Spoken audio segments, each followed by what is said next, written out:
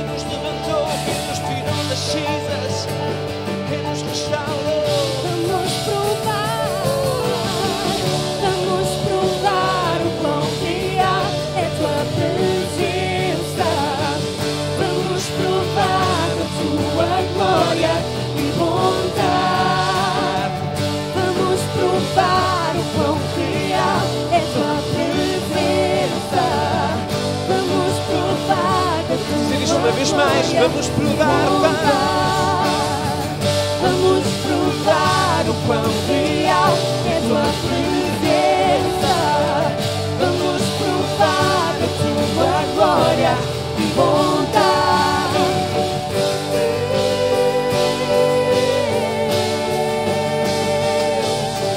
Santo Espírito és. Vamos cantar, igreja, vamos dizer isto.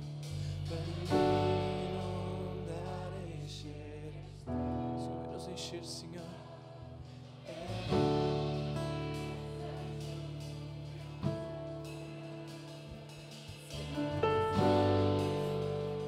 Uma vez mais vamos ouvir a voz da igreja. Santo Espírito és.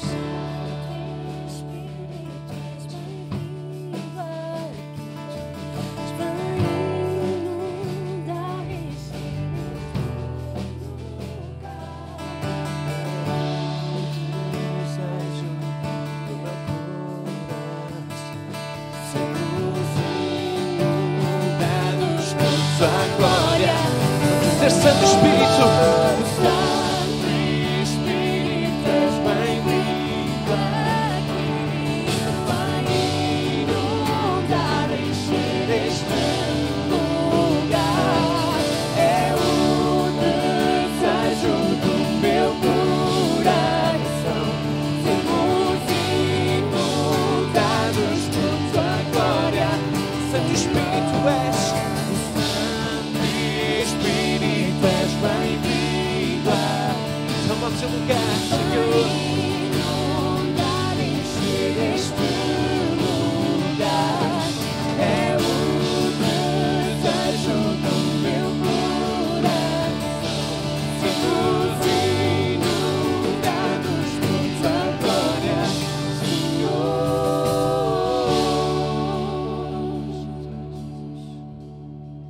Santo és, Deus.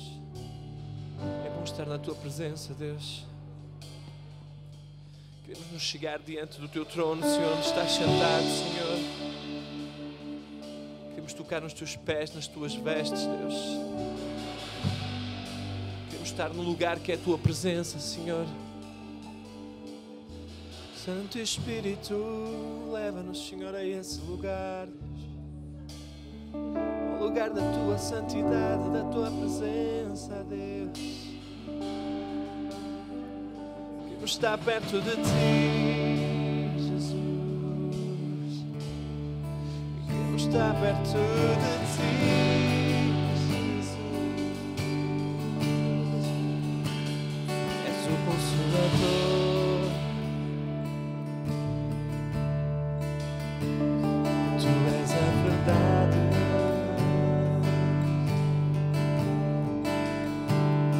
És o Consolador.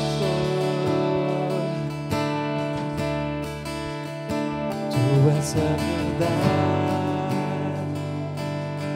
Jesus, és a luz para o meu caminho, és o Senhor, és o meu Senhor, és o meu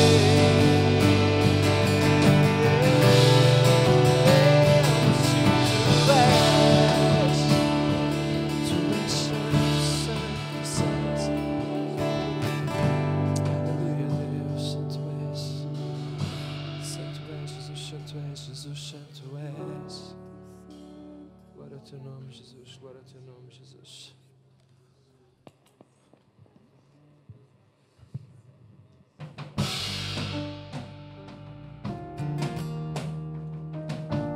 Irmãos, vamos cantar uma música que para alguns é nova, nunca ouviram, mas diz que o Deus de Abraão, Deus de provisão. E há uns anos Deus deu-me uma canção que dizia: eu sou o Deus de Abraão, mas eu sou o teu Deus também. A palavra de Deus, quando diz o Deus de Abraão, Ele é o teu Deus, Ele é o meu Deus, Ele é o mesmo. É o Deus que não muda, é o Deus que não falha aquilo que Ele diz. Deus de Abraão, tu és o Deus de provisão, em tudo és fiel. Mais do que uma vez eu já pude ver o que que podes fazer quando a tempestade se levantar. Ficarei firme e não esquecerei que cada promessa tu vais cumprir. Grande é a tua fidelidade por mim. Grande é a tua fidelidade por mim. Do nascer do sol ao anoitecer louvarei teu nome. Grande é a tua fidelidade por mim. Grande é a tua fidelidade, Senhor. Estende-se até ao céu.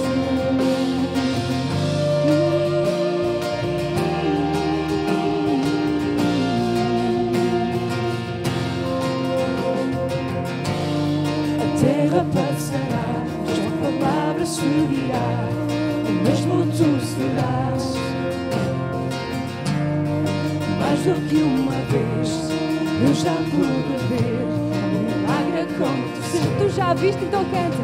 Quando a tempestade se levantar, ficarei firme. Não esquecerei e não esquecerei que cada promessa tu vais cumprir. Grande é a tua fidelidade por mim. Grande é a tua fidelidade por mim. No nascer do sol, ao anoitecer louvarei teu nome. Grande é a tua fidelidade por mim. Vamos lembrar da sua fidelidade, das vezes que Ele apareceu e cumpriu. Ele está aqui, Ele não se ausentou, Ele é fiel. Ponho minha fé em Cristo, nele ancorada está, refúgio em todo o tempo, nunca me deixará. Ponho minha fé em Cristo, nele ancorada está, refúgio em todo o tempo, nunca me deixará. Vamos pôr, ponho minha fé em nada mais, nele ancorada está. Vamos nos agarrar, refúgio em todo o tempo, nunca me deixará. Eu ponho minha fé. Ponho minha fé, vamos pôr nossa fé em Cristo, curar a nossa vida nele, refúgio em todo o tempo, nunca me deixará, nunca me deixará, Nunca me deixará. Grande é a tua fidelidade por mim. Grande é a tua fidelidade por mim. Do nascer do sol ao anoitecer louvarei teu nome.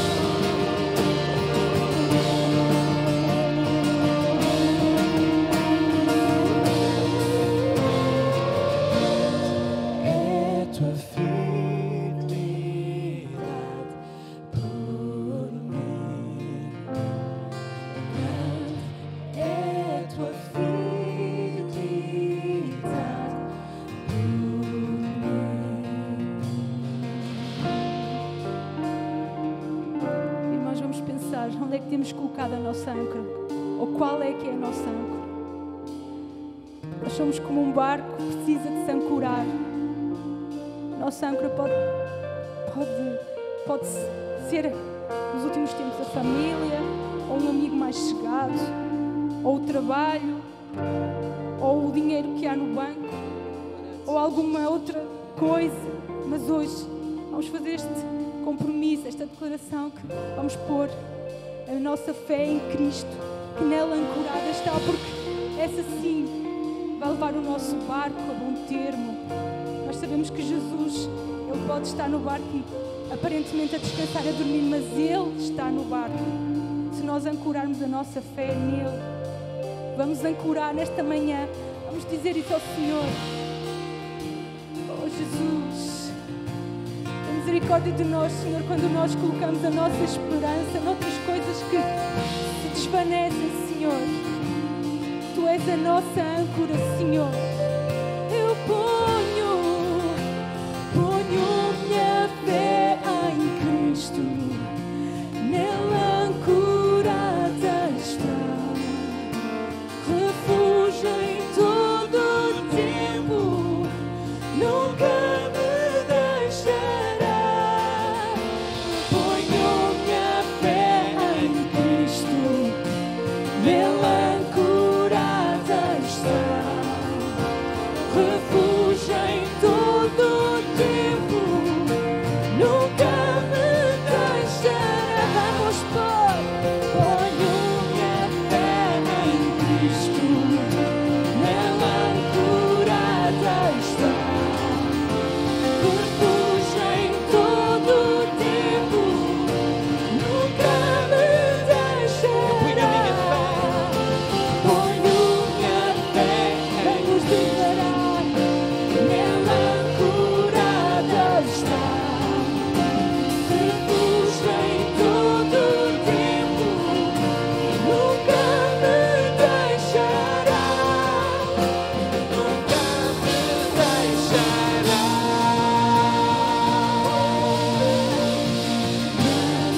É tua fidelidade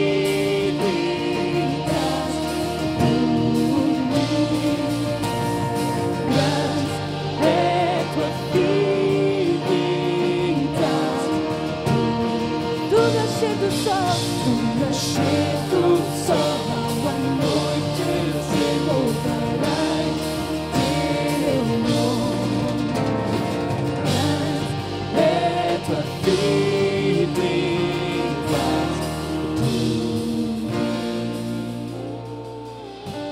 Amém, Deus, amém, Deus. Grande é tua fidelidade. Queremos ser gratos a Ti, Senhor. Grande é a tua fidelidade. Gratos porque Tu nos amas, Deus. Gratos porque Tu mostraste o caminho à nossa vida, Senhor. Nós podemos declarar isto de coração, Senhor. Mais do que uma vez, por diversas situações, Senhor, eu posso declarar que grande é, foi e será a Tua fidelidade, Senhor. Glória ao Teu nome, Deus. Glória ao Teu nome, Deus. Glória a Ti.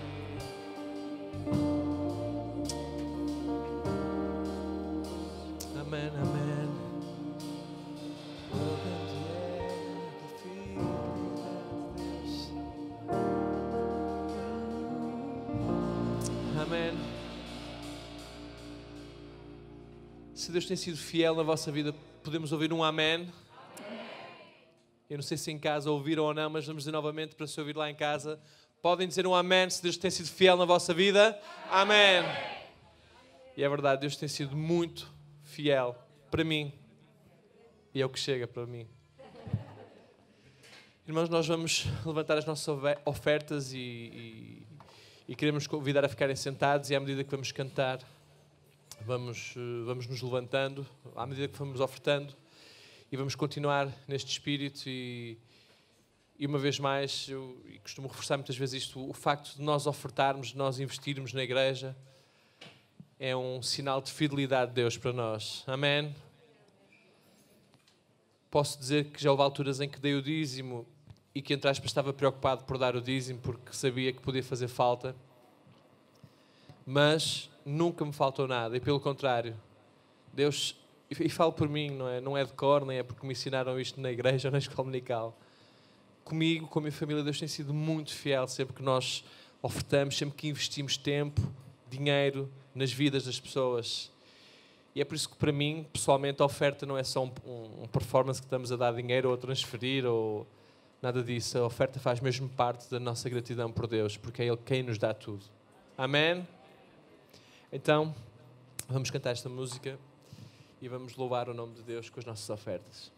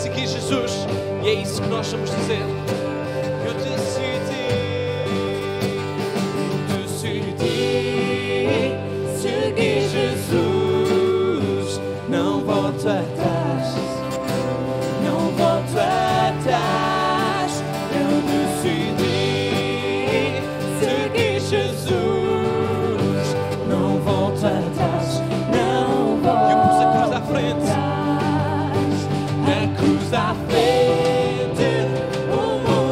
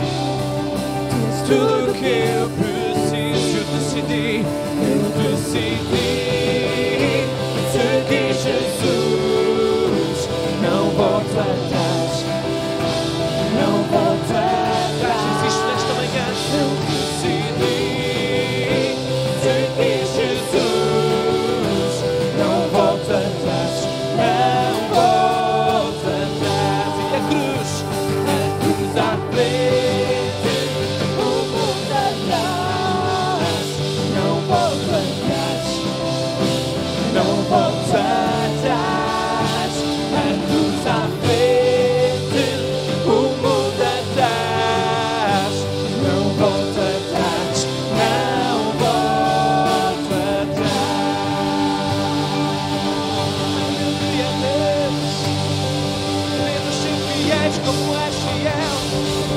Queremos ser fiéis como és fiel, Deus. Amém.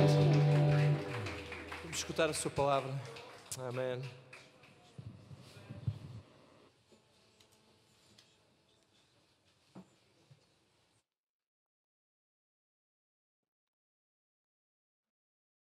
Está mal. Ok, está melhor. Paz do Senhor. Espero que os irmãos estejam animados. E espero que esta declaração que acabámos de cantar, ela de facto venha do nosso coração, não é? A cruz à frente, o mundo atrás. O Senhor salvou-nos para alguma coisa muito especial. Para marcarmos a diferença, para fazermos a diferença. E de facto para sermos diferentes. Penso que no contexto do mundo em que vivemos hoje, isto arranha muitos ouvidos, faz confusão na cabeça de muita gente, mas se ser cristão não for ser diferente do resto, então ser cristão não significa nada. Nada. O que significa é marcarmos, de facto, pela diferença daquilo que Deus espera que nós, de facto, sejamos. Tivemos aqui um tempo muito bom, já hoje de manhã. Está estabelecido que a mensagem será a mesma, mas eu não garanto que seja, não é? Porque é muito difícil nós pregarmos. Os tópicos serão os mesmos, mas a linguagem poderá certamente ser outra, não é? Antes de eu entrar na partilha da palavra, alguns anúncios importantes. Se Deus quiser, nós iremos fazer batismos no mês de junho. Já não fizemos batismos o ano passado. E penso que haverá gente interessada no batismo e interessada porque o batismo é um mandamento. É bom nós termos isto presente. Não é? Nós não somos batizados porque é um capricho, somos batizados porque queremos obedecer à palavra de Deus, não é? E em obediência nós queremos fazer batismos também este ano. Então os irmãos que não são batizados e que desejam ser batizados devem falar comigo, ok? Devem vir ter comigo porque é importante nós preenchermos uma folhinha, conversarmos e acertarmos algumas coisas importantes para o culto de batismos. Este é um ponto importante. Também, a partir desta sexta-feira, já vamos ter culto de oração. Ou seja, nós vamos entrar num ritmo normal. Há pouco eu não disse isto, mas vamos entrar num ritmo normal, com exceção da última semana deste mês. A semana que começa no dia 26, até ao primeiro domingo de maio, nessa semana não haverá cultos aqui. Os cultos estarão suspensos, porque nós estamos a trabalhar numa nova alteração aqui na área do púlpito e vamos precisar dessa semana para fazer muito trabalho, desenvolver muitas coisas e não seria saudável estarmos a ter os cultos e a interromper as atividades. E também para quem já esteve em casa tanto tempo, fazer uma pausa de uma semana não é nenhum prejuízo e é para os irmãos até relembrarem a importância, como é bom estar aqui presentes, não é? Então é na última semana. A partir de hoje, os cultos são normais, temos o culto à quarta, à sexta-feira, na Serra da Luz também, voltamos aos horários normalíssimos. Portanto, hoje o culto na Serra da Luz, que é culto de Santa Ceia, já será também às 15 horas, está bom? Posto isto, para quem nos ouve aqui, lá em casa, é bom ver a casa assim cheia, não é? Composta, bastante composta, porque depois de tanto tempo e com tanta necessidade de nós nos reunirmos e celebrarmos juntos ao Senhor, é bom ver os irmãos vir. Eu sei que alguns irmãos têm tido muita dificuldade em se inscrever. Eu recebo muitos telefonemas dos irmãos em inscreverem-se. Alguns pedem para uma hora que já não há vaga, mas eu digo, olha, os irmãos venham, porque há sempre que eu não apareça, e vão aparecendo, e continuam a manter a mesma coisa, não é? A gente vamos esticando, não é? Um dia destes nós vamos orar, vamos impor as mãos nas paredes e vamos orar para que a casa estique para os lados, está bom?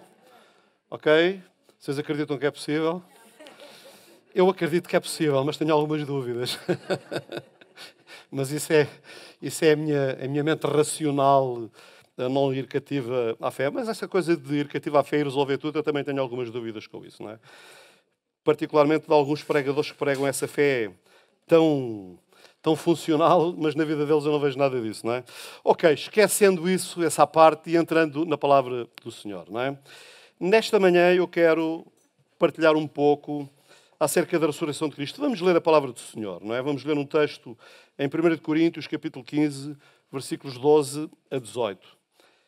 E diz assim a palavra do Senhor: Mas se pregamos que Cristo ressuscitou da morte, Porque é que alguns de entre vocês andam a dizer que não há ressurreição dos mortos? Porque se não há ressurreição dos mortos, então Cristo ainda deve estar morto. E se ele ainda está morto, então toda a nossa pregação é inútil e a vossa fé em Deus é vã. E nós, apóstolos, seremos todos mentirosos, porque dissemos que Deus ressuscitou Cristo, e isso não seria verdade se os mortos não tornassem à vida. Se não há ressurreição dos mortos, então Cristo não ressuscitou. E se Cristo não ressuscitou, então a vossa fé é inútil e vocês ainda estão sob condenação por causa dos vossos pecados. Nesse caso, todos quantos morreram crendo em Cristo estão perdidos. 1 Coríntios, capítulo 15, versículos 12 a 18, na tradução O Livro. Nós estamos ainda a viver esta época da Páscoa. Nós terminamos hoje aquilo que nós chamamos tradicionalmente a Pascuela. Nós tivemos a Quaresma, que começa 40 dias antes da Páscoa. Na última semana tivemos a Semana da Paixão. E depois do dia da ressurreição, do domingo, até ao domingo a seguir, nós celebramos a Pascuela. O que é a Pascuela? A Pascuela é aquilo que convencionalmente se estabeleceu entre os cristãos, que seria um tempo de celebração pela ressurreição do Senhor Jesus. Ou seja, celebrar a ressurreição do Senhor Jesus apenas no domingo, diante da dimensão, da importância da sua ressurreição, seria uma celebração muito pobre. Então, toda esta semana, que termina hoje, é uma semana dedicada à ressurreição de Cristo, ou chamada a Pascuela. E eu hoje gostava de refletir com os irmãos sobre duas perguntas importantes sobre a ressurreição. A primeira pergunta é: por que era necessária a ressurreição do Senhor? A segunda: por acaso a sua morte não seria suficiente para a nossa redenção? E quando eu ontem soube que hoje iria pregar, porque não era eu que estava escalado a pregar, e nós vamos ter uma palavra de oração já de seguida pelo Samuel Pinheiro, era ele que estava escalado, mas ele não está muito bem, fruto dos tratamentos que ele está a fazer, e ele pediu-me ontem para eu avançar, e eu estou a avançar naturalmente, mas vamos orar por ele primeiro, está bem? Vamos ficar de pé, irmãos, e vamos ter uma palavra de oração. Eu vou pedir à minha mulher para nos dirigir uma palavra de oração, pelo Samuel. Senhor nosso Deus, nós te agradecemos, Senhor, porque nos dás esta graça de podermos ser teus filhos. Amém. E como teus filhos, nós vimos clamar, Senhor, pelo Samuel, Senhor. Tu conheces o seu estado de saúde, mas tu és poderoso para agora mesmo tocá-lo, no nome de Jesus. Amém. E nós chamamos saúde ao seu corpo. Amém. Porque tu ainda és o Senhor que tem todo o poder no céu e na terra. Amém. E que te moves nesta dimensão de cura. Muito obrigada, Senhor, porque nós fazemos aquilo que podemos, que é clamar ao teu coração, para que tu venhas e toques a Amém, amém, amém. Faz assim, Senhor. E ele possa continuar a confiar em ti e nós possamos ver a manifestação da tua glória no teu servo. Muito obrigada, Senhor, porque certamente tu vais agir em nome de Jesus. Nós te agradecemos, Senhor, para a tua glória. Amém, amém, amém. Os irmãos podem tomar o vosso lugar. Então, estava eu a dizer que quando Samuel me telefonou, eu fiquei, como acontece naturalmente, a pensar o que eu iria partilhar com os irmãos, e veio ao meu coração, ainda no contexto da Páscoa, uma expressão que nós acabamos de ler, em que o apóstolo São Paulo diz: Cristo morreu pelos nossos pecados, segundo as Escrituras, e ressuscitou. E eu fiquei a pensar que Paulo, ele diz qual é a razão pela qual Cristo morreu. Ele morreu pelos nossos pecados, está lá claro. E diz que ele ressuscitou, mas não explica a importância da ressurreição de Jesus. Por que razão ele precisava de ressuscitar? E com base nisso, eu vim para aqui, para a igreja, para o meu escritório, e peguei na Bíblia e comecei a escrever, a tomar algumas notas, e saiu aquilo que eu estou a partilhar para os irmãos hoje. Respondendo a estas duas perguntas tão importantes. Por que era necessária a ressurreição do Senhor Jesus? E a segunda, será que a sua morte não era suficiente para a nossa redenção? Então, nós vamos considerar algumas coisas. Primeiro, vamos considerar que o cristianismo, irmãos, o cristianismo é a única religião que reclama ser verdadeira. e falo com base na ressurreição do Senhor Jesus Cristo. Quando o cristianismo se assume como a única religião verdadeira, o que sustenta esta declaração de que o cristianismo é a religião verdadeira em relação a todas as outras religiões, o que sustenta esta afirmação é a ressurreição do Senhor Jesus. Porquê? Porquê? Então, os irmãos vejam, se os irmãos forem a Medina, na Arábia Saudita, os irmãos podem encontrar lá o túmulo de Maomé, o túmulo conhecido como Al-Majid Nabawi, o túmulo onde Maomé está, o fundador do islamismo, e onde todos os anos se fazem romarias de milhões de pessoas para irem àquele lugar e ver ali o túmulo do homem que fundou a religião islâmica. Está lá. Pode-se constatar que os restos mortais de Maomé estão por ali. Se os irmãos quiserem ir a Israel, por exemplo, os irmãos, e mais especificamente à cidade de Hebron, os irmãos vão encontrar a chamada Gruta dos Patriarcas, onde Abraão foi enterrado de acordo com a tradição. Estarão lá, de alguma forma, os vestígios ainda de Abraão, o fundador do judaísmo. Ele é o pai do judaísmo, e não só do judaísmo, ele acaba por ser também o pai das três religiões monoteístas, do judaísmo, do judaísmo, do judaísmo, do islamismo e do cristianismo. Não é?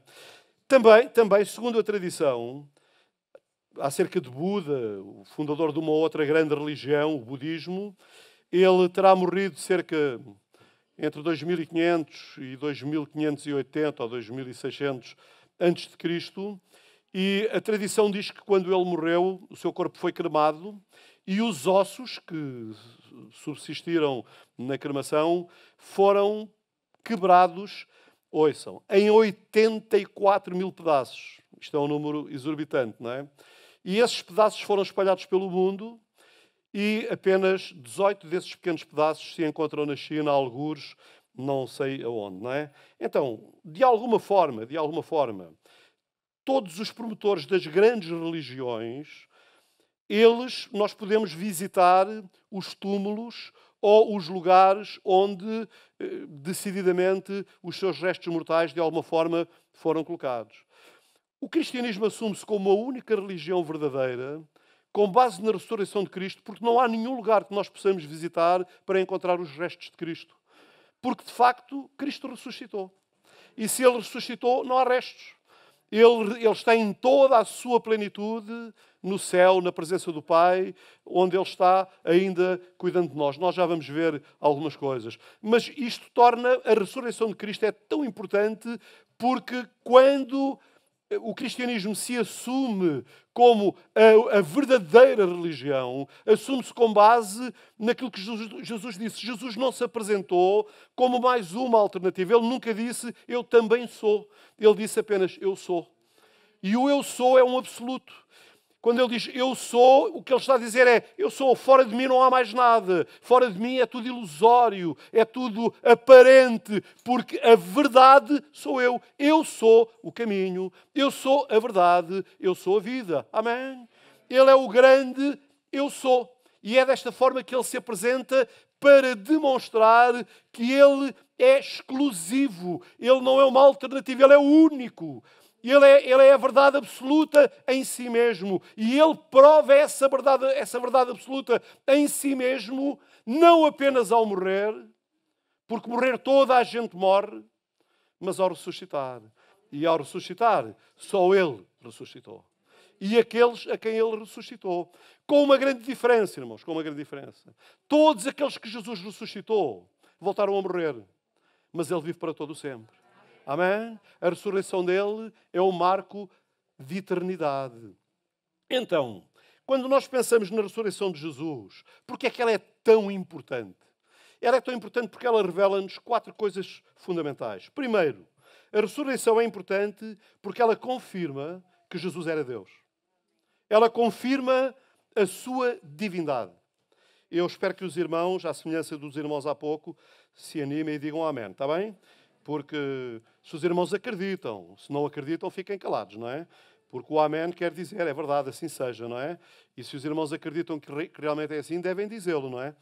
Ou então não se digam que são pentecostais. Digam-se que são outra coisa qualquer, não é? Então, amados, a ressurreição de Cristo ela é importante porque ela confirma, de facto, a divindade de Cristo. Se Cristo não tivesse ressuscitado, significa que, à semelhança de todos os outros líderes religiosos, ele era apenas um homem igual a qualquer outro, sem nenhuma autoridade especial. Todos os outros líderes não ressuscitaram porque não podiam. Porque eles eram apenas homens comuns. Simplesmente homens comuns. Mas o Senhor Jesus ressuscitar, ele demonstrou que, sendo homem em toda a sua plenitude, também a plenitude de Deus o Pai habitava nele. E é por isso que o Pai o ressuscitou. Porque ele não era igual aos outros. Porque ele não vinha com o mesmo propósito dos outros. Todas as religiões vieram para apresentar uma filosofia de vida. Mas o cristianismo não veio para apresentar uma filosofia de vida. Irmãos, não confundam. Ser cristão não é defender uma filosofia de vida. Ser cristão é viver alicerçado nos princípios do reino que há de ser estabelecido, que é o reino milenal de Cristo. E nós vivemos para a eternidade. Nós não vivemos para defender apenas os ideais do cristianismo, que têm o valor que têm, mas nós vivemos para declarar que Cristo é o Senhor, Ele é o Redentor da humanidade, Ele é o eterno Filho de Deus que veio para ser o nosso Salvador e que morreu pelos nossos pecados, segundo as Escrituras. Mas que também ressuscitou. E ressuscitou para demonstrar que Ele era quem Ele dizia que era. Os outros não puderam, mas Ele pôde, demonstrando que Ele era quem Ele dizia que era. Depois de um dos seus discursos, os escribas e os fariseus foram a Ele dizendo: Mestre, é interessante. Eu não tenho tempo para dissecar os textos, mas é interessante esta forma um tanto hipócrita como os fariseus se dirigiam a Jesus. Mestre. Eles chamavam-lhe mestre. Mas nós não sabemos até que ponto isso era alguma coisa alicerçada no coração deles. Porque o que eles queriam sempre era provar Jesus. Era pô-lo em tentação. Era tentar pô-lo em contradição. E eles vêm e dizem: Mestre, gostaríamos de ver da tua parte algum sinal. Que coisa impressionante. Jesus podia ter dito a eles: um sinal? Onde é que vocês andam? Onde é que vocês vivem? Vocês não estão cansados de ver? Eu já alimentei multidões, apenas com 5 pães e 2 peixinhos. Isso não é um sinal tremendo? Algum de vocês consegue fazer isso? Eu já curei enfermos, de todo o tipo de enfermidades. Curei leprosos, dei vista a cegos, fiz andar paralíticos, levantei acamados. Eu já manifestei o meu poder. Um sinal? Vocês querem mais sinais do que estes? Eu já acalmei a tempestade. Eu já ordenei aos ventos que parassem. Eu já operei sinais, prodígios e maravilhas. E vocês vêm dizer-me: mostra-nos um sinal. Jesus podia ter dito isso. Ele podia ter dito isso, mas de facto ele não disse. O Senhor Jesus respondeu. E respondeu com uma crítica também para eles. Uma geração má e adúltera pede um sinal. Que o Senhor nos guarde disto. De nós não sermos uma geração má e adúltera, movendo-nos apenas com base nos sinais, porque aquilo que nos deve mover não são os sinais. O que nos deve mover é a convicção na palavra de Deus. Cristo morreu pelos nossos pecados. Amém? E este é o sinal dos sinais. Ele morreu e ressuscitou. E ele aponta para isso. Ele respondeu: uma geração má e adúltera pede um sinal. Porém, não se lhe dará outro sinal, senão o do profeta Jonas. Pois como Jonas esteve 3 dias e 3 noites no ventre do grande peixe, assim estará o Filho do Homem 3 dias e 3 noites no seio da terra. É interessante. Jesus não apela para os sinais e maravilhas. Ele apelou para um sinal que seria completamente inquestionável. E é verdade, irmãos, o diabo pode imitar muitos sinais. Muitos sinais. Não vou entrar por aí, mas poderia citar coisas. Sinais imitados pelo diabo, que o diabo imita. Mas há um sinal que o diabo não pode imitar, que é a ressurreição do Senhor Jesus. Ele ressuscitou. Amém? Ele ressuscitou como um vencedor. Segundo o apóstolo João, um outro episódio semelhante, quando Jesus expulsou os mercadores do templo, alguns judeus incomodados pelo que Jesus tinha feito, acercaram-se dele e perguntaram com a mesma com a mesma hipocrisia, digamos assim. Que sinal miraculoso nos mostras, e vejam agora, para provares que tens a autoridade para fazer isso. Como se algum deles, no passado, tivesse tido autoridade para dizer a um paralítico, levanta-te e anda. Nunca aconteceu. Nunca aconteceu. João Batista, por exemplo, que o Senhor Jesus declarou que foi o maior dos profetas, nunca se lhe conheceu nenhum milagre. Um único milagre. E isso não o diminuiu em nada, porque o Senhor Jesus diz que ele era o maior dos profetas. Não houve um profeta como ele. Agora vêm eles pôr Jesus à prova, dizendo, porque Jesus entrou no templo e ele expulsou os vendedores do templo. Ele expulsou aqueles que transformaram o templo numa coisa completamente impura. E nesta expulsão, os fariseus, escandalizados, perguntam-lhe, com que autoridade? Qual é a tua autoridade? E Jesus poderia voltar a falar dos seus milagres. Da autoridade com que ele curava os enfermos, da autoridade com que ele ressuscitou alguns mortos, da autoridade com que ele operava naturalmente ao longo do seu ministério. Mas Jesus não fez isso.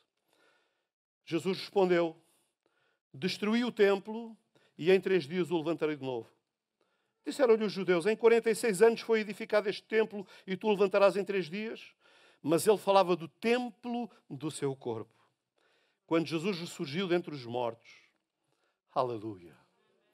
Quando Jesus ressurgiu dentre os mortos, os seus discípulos lembraram-se do que ele dissera. Então creram na Escritura e nas palavras que Jesus tinha dito.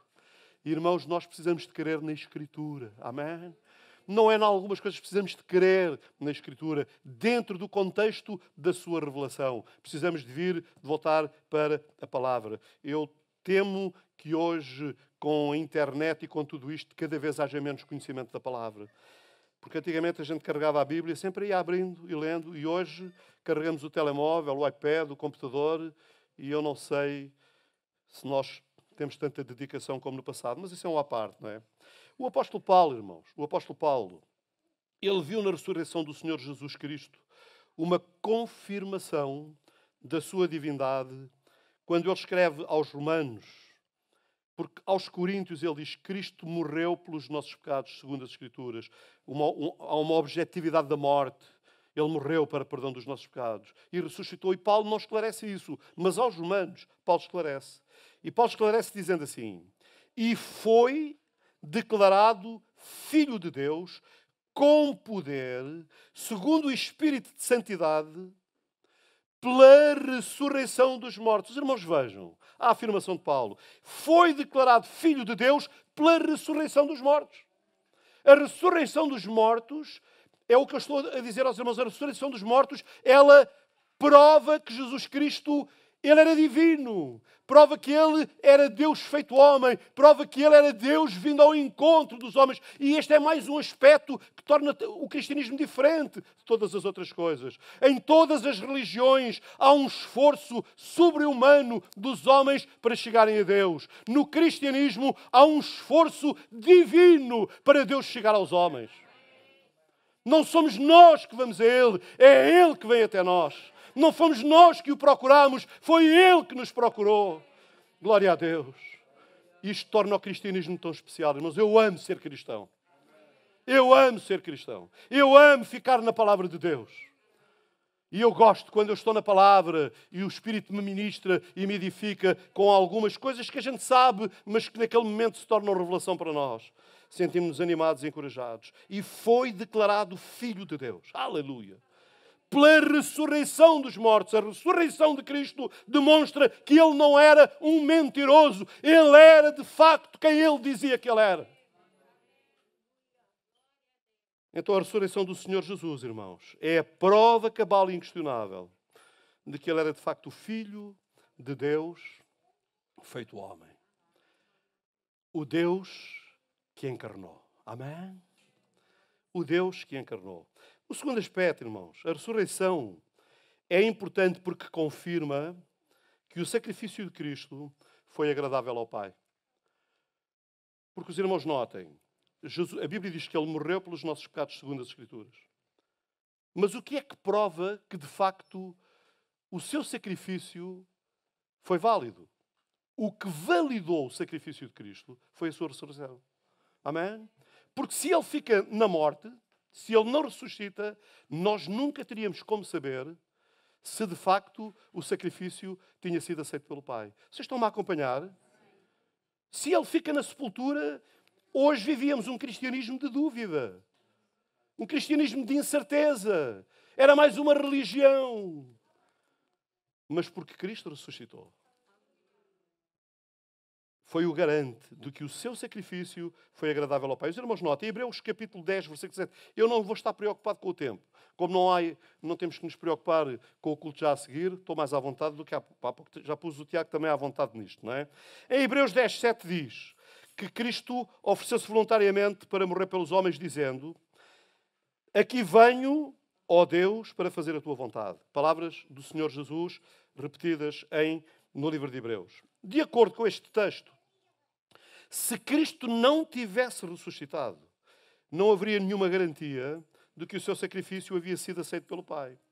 Mas o apóstolo São Paulo, e é sempre Paulo, ele escreve aos Romanos dizendo: pois como pela desobediência de um só homem muitos foram feitos pecadores, pela obediência de um, muitos serão feitos justos.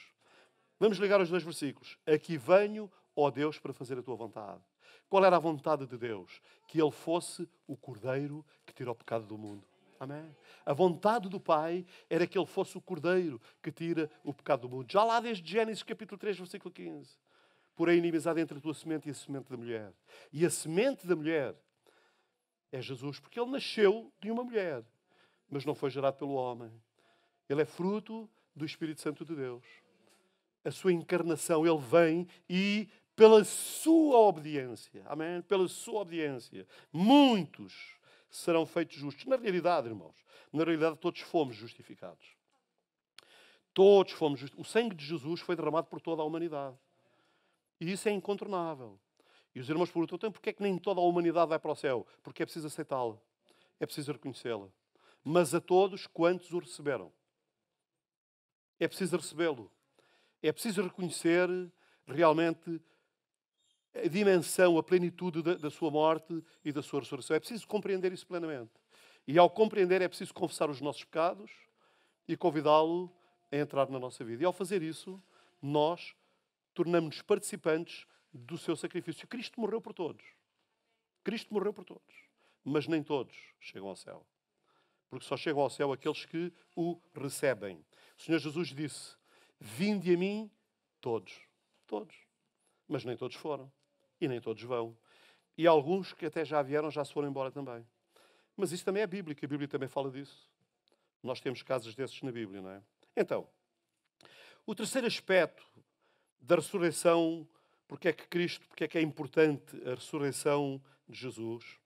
Porque a ressurreição de Jesus é uma garantia de que Cristo, Ele intercede por nós. Amém?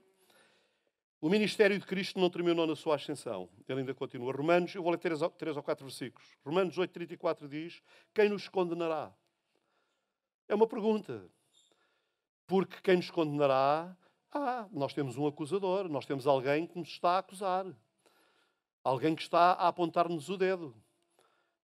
O diabo, o mafarrico, o nosso inimigo, ele está a procurar sempre ver as nossas fragilidades e fraquezas para nos condenar. No mínimo para nos acusar. Ele pode nos acusar, mas não nos pode condenar. Quem nos condenará? Ninguém. Acusar, muitos podem acusar. Acusar, ele pode acusar. Mas o único que nos pode condenar é o Senhor. Mas o que a palavra de Deus diz é que agora nenhuma condenação há. Amém? E diz assim, quem nos condenará? Pois é Cristo quem morreu, reparem agora. Ou antes, quem ressurgiu, quem ressuscitou dentre os mortos, o qual está à direita de Deus e também intercede por nós. Ou seja, Ele morreu pelos nossos pecados, Ele ressuscitou como garante e agora Ele está ao lado do Pai, mostrando ao Pai que Ele está vivo, que o Pai aceitou o seu sacrifício. E que, porque o Pai aceitou o seu sacrifício, agora nenhuma condenação há para os que estão em Cristo Jesus.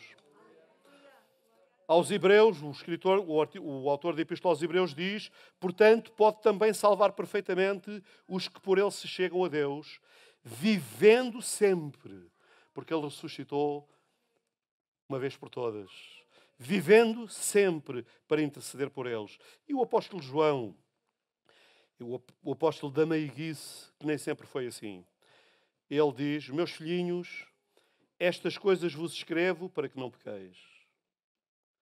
Se, porém, alguém pecar, temos um advogado para com o Pai, Jesus Cristo, o justo. Amém? Então, irmãos, estas coisas vos escrevo para que não pequeis. Porque o crente, irmãos, o crente não vive pecando. O pecado não faz parte da nossa vida. Amém? Eu esperava um amém forte. O pecado não faz mais parte da nossa vida. Mas acontece. O pecado não é uma prática, mas pode acontecer. Pode acontecer. Não deve acontecer, mas pode acontecer.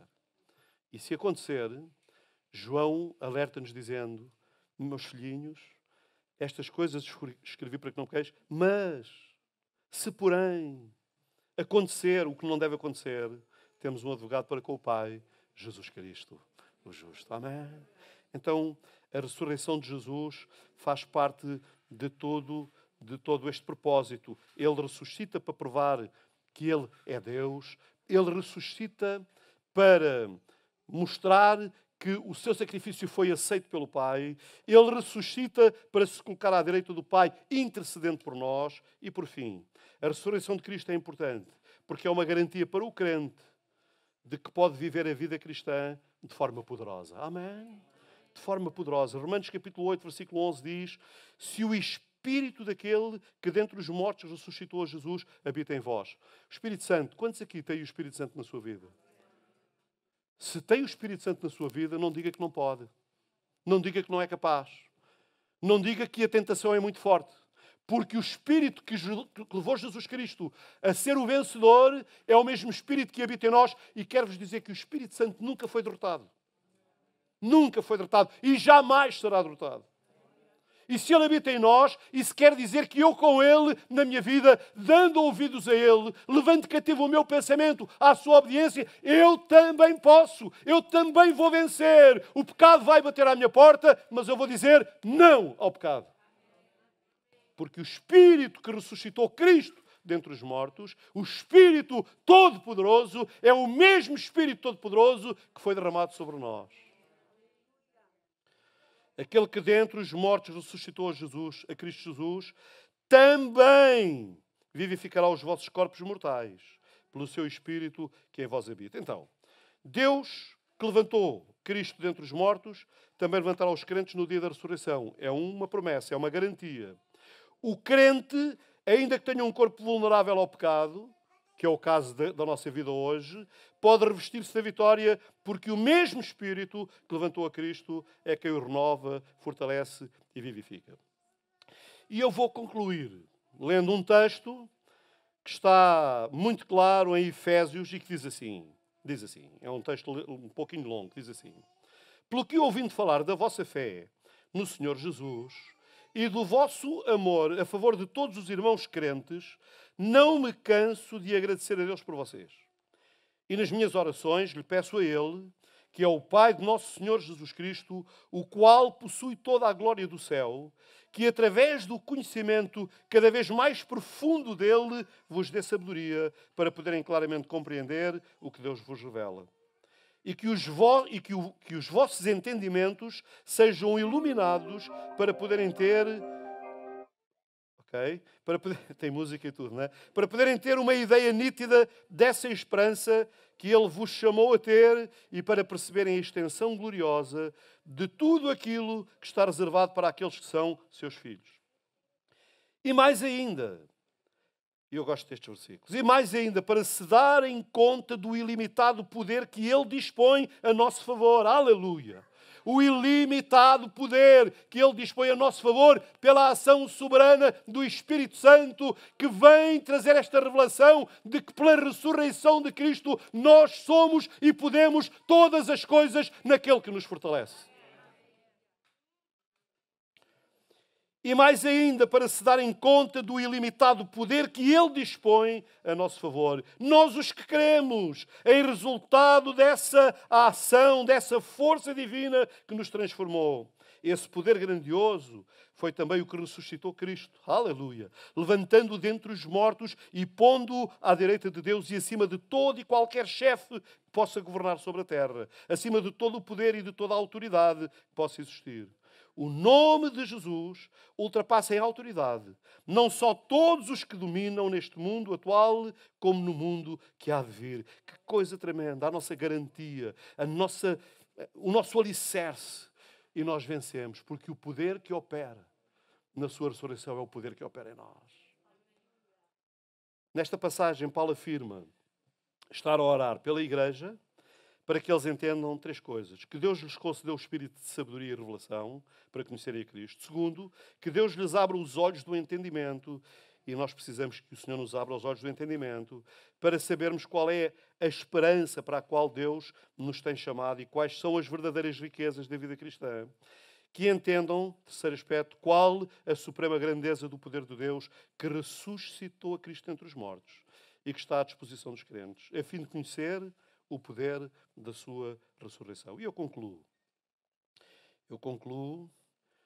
E depois de eu concluir, eu vou pedir ao pastor Álvaro, eu não estava a ver, para nos fazer uma leitura da palavra do Senhor. E diz assim, termino com a minha conclusão, que é a seguinte. O cristianismo, irmãos, só pelo seu elevado padrão moral, já seria por si só indispensável a uma vida íntegra. Mas isso não o tornaria diferente. Não o tornaria diferente das outras religiões. Todas as religiões apelam a uma vida íntegra. Todas as religiões apelam à moral. Todas as religiões têm virtudes. Mas nenhuma religião pode dizer que é salvadora. Só Cristo. Só Cristo. Só o cristianismo tem essa prerrogativa. Porque o cristianismo e Cristo formam uma unidade indivisível. Amém? Não há cristianismo sem Cristo. Amém? Então, mas por causa da ressurreição do Senhor Jesus, que demonstrou a aceitação da parte do Pai pelo seu sacrifício, o cristianismo, irmãos, não é mais uma resposta às necessidades espirituais, físicas e materiais do homem. O cristianismo não é mais uma resposta, mas ela é a única resposta. Ela é a única resposta. E nós, irmãos, quando vamos tomar os símbolos, o pão e o vinho, lembrando a morte e a ressurreição do Senhor Jesus, é bom nós refletirmos sobre o que nós somos e quem nós somos nele. Porque se tivermos uma consciência do que somos e de quem nós somos nele, a nossa vida muda. E muda para melhor. Porque em vez de nós nos tornarmos muitas vezes calimeros, queixando-nos das adversidades, nós vamos declarar a nossa vitória em Cristo Jesus. E nós vamos enfrentar os obstáculos e as dificuldades com a mesma convicção de que o poder que levantou Jesus dentre os mortos é o que está em nós para nos ajudar a ser vencedores. Amém? Ao tomarmos os símbolos, vamos refletir nisso, irmãos. E lá em casa, para quem nos segue, esta palavra é para os cristãos, mas esta palavra também é para aqueles que não são cristãos.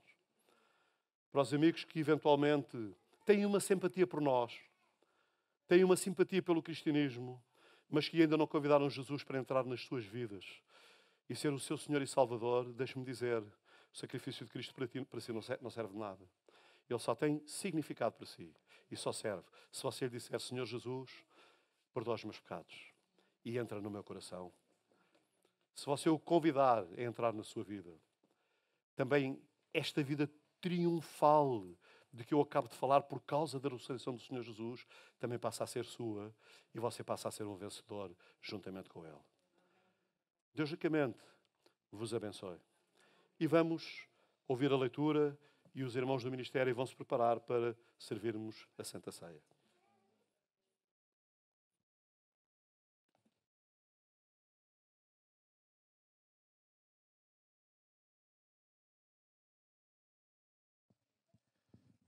Paz do Senhor. Então vamos abrir em 1 Coríntios, no capítulo 11, e vamos ler a partir do verso 23. E diz assim: Pois recebi do Senhor o que também lhes entreguei que o Senhor Jesus, na noite em que foi traído, tomou o pão e, tendo dado graças, partiu e disse: isto é o meu corpo que é dado em vosso favor. Façam isto em memória de mim. Da mesma forma, depois da ceia, ele tomou o cálice e disse: este cálice é a nova aliança no meu sangue. Façam isso sempre que o beberem em memória de mim. Porque sempre que comerem este pão e beberem deste cálice, vocês anunciam a morte do Senhor até que Ele venha. Portanto, todo aquele que comer o pão ou beber o cálice do Senhor indignamente será culpado de pecar contra o corpo e o sangue do Senhor. Examine-se cada um a si mesmo, e então coma do pão e beba do cálice, pois quem come e bebe sem discernir o corpo do Senhor, come e bebe para a sua própria condenação. Por isso há entre vós muitos fracos e doentes e vários que já dormiram o sono da morte. Mas se nós tivéssemos o cuidado de examinarmos-nos a nós mesmos, não receberíamos juízo. Quando, porém, somos julgados pelo Senhor, estamos a ser disciplinados para que não sejamos condenados com o mundo. Vamos então preparar os nossos corações para participarmos de uma forma que nos abençoe.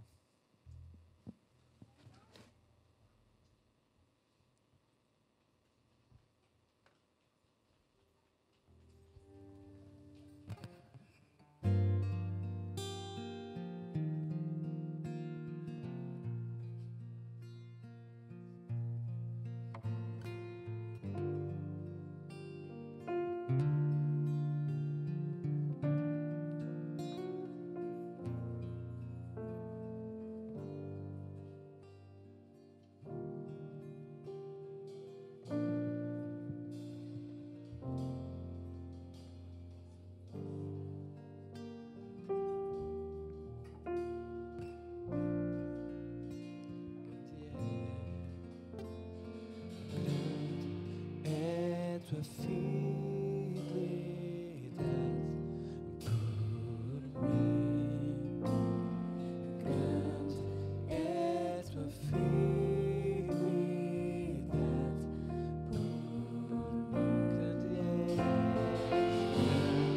é tua fidelidade por mim,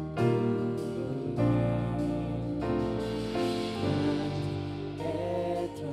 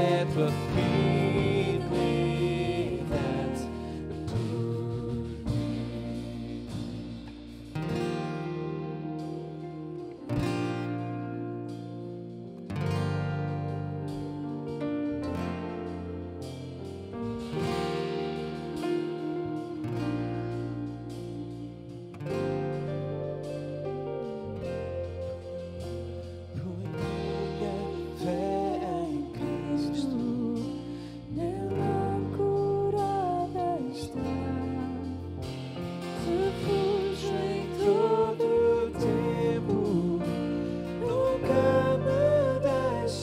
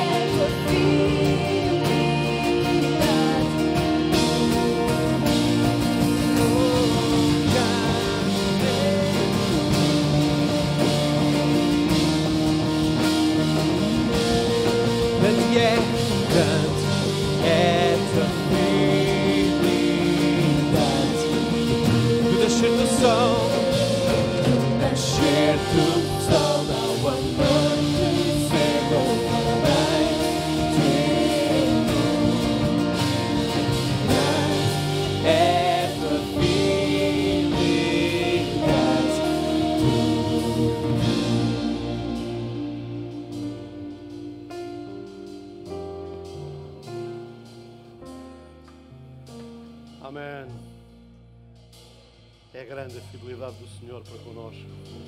Ele é digno de toda a nossa adoração. Ele é digno de todos os nossos dias. Ele é digno de toda a nossa vida. Ele é a pessoa mais importante da nossa vida. Amém? Nós vamos terminar o nosso culto. Eu peço aos irmãos para saírem rapidamente. Eu sei que os irmãos gostam de conversar. Conversem do lado de fora, porque é preciso fazer higienização, porque hoje começam os cultos da comunidade guineense também. E nós, como já esticámos um bocadinho a hora, vamos ser ligeiros, está bom? Deus ricamente vos abençoe. Não se esqueçam de se inscreverem para os cultos da semana que vem. E se querem estar nos cultos que vocês querem, têm que se inscrever cedo. Não guardem para sábado à noite, está bem? Depois já não há lugar. Portanto, façam o favor de fazer a vossa inscrição. E se por acaso houver uma alteração que não possam vir, vão lá e desinscrevam-se, está bem? Que é para não ocupar lugares de outros. Deus ricamente vos abençoe. Amém.